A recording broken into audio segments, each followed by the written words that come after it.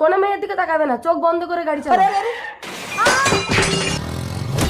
ও বাবা, এ বউটা তো মরে গেছে, পালাই। পড়লে পড়লে আমার পড়লে। কেঁদো না, শান্ত হও। বউ মরেছে তো কি হয়েছে, আমি তোমাকে বিয়ে করব। মোতালি, তুমি আমাকে বিয়ে করবে? হ্যাঁ করব। চলো বিয়ে করবো। বুঝি বুঝি অ্যাক্সিডেন্টে শুধু তুই মরেছিস, তোর স্বামী মরেনি পুটলি।